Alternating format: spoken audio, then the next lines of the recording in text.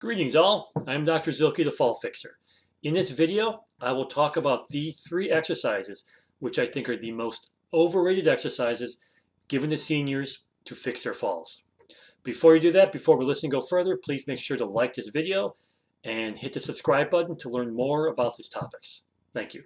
In my 30 years of experience in the physical therapy world, I have done nearly every exercise imaginable in every setting, from nursing homes to home health care to in the clinic to hospitals. I've done nearly all of them at some point in time. Some I've added, some I've deleted, some I've fallen in love with, and some I've completely fallen out of love with. Some work great sometimes, some work great all the times. Every exercise has a time and a place. And for the record, I am not anti any single exercise. As long as you can justify why you're doing it, as long as you do it right within those confines, I believe any exercise has value. I also believe doing any exercise is probably, most of the time, better than doing no exercise at all.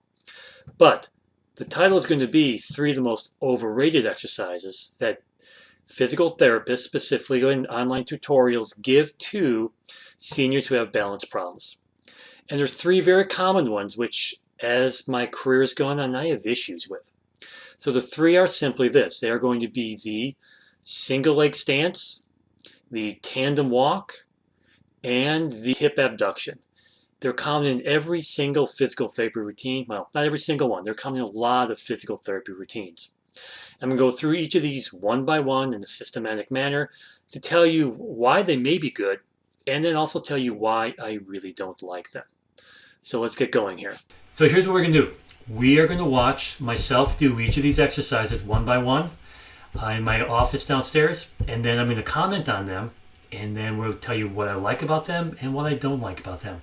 So the first one's going to be the single leg stance. Here we go. Let's have a look.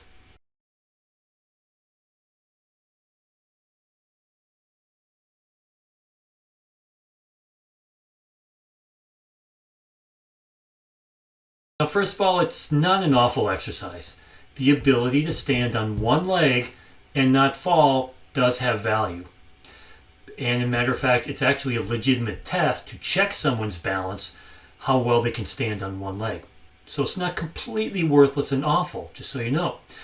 But here are my issues with it and its limitations. Number 1 is, whenever do we stand as an adult on one leg? I can't recall the last time I did it, with the exception of doing this particular exercise. So unless you are watching The Karate Kid and standing on one leg to imitate Daniel-san, you probably won't do it, and you probably won't fall this way. So I've never spoken to a person who has fallen while they were standing on one leg. So that being said, why should we practice it? I'm a far bigger fan of training one leg stance with momentum, going forward or backward to control our ability to stand on one leg, control our ability on one leg by including momentum and not standing still, because it's fairly unnatural to do that. Right? The second exercise is the tandem step. So let's go and have a look at that now.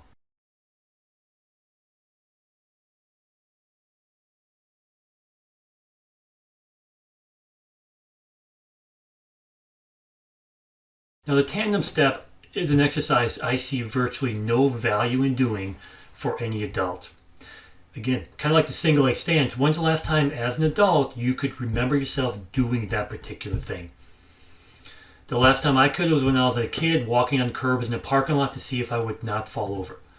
As adults, we don't do that. So why, in my physical therapy mind, would I have a patient practice something, spend their energy, their resources, or concentration doing an exercise which is relatively unnatural to our stage in life? That being said, going back to the single leg stance, I've never had a patient tell me they've fallen by trying to walk that way and suddenly lost their balance. There is a principle in physical therapy, in rehab, and in exercise physiology called specific adaptation to imposed demands. And it simply means we learn what we practice. That if we practice one thing, we get good at that. So if I want to get better at standing or at walking, I'm going to practice the method I use in normal walking. not something unnatural, unusual like a tandem stance. That is why I think that is overrated and does not have a lot of value in anyone's rehab program. So I just simply don't recommend that you do that one. Now the third exercise is going to be the standing hip abduction exercise. Here we go.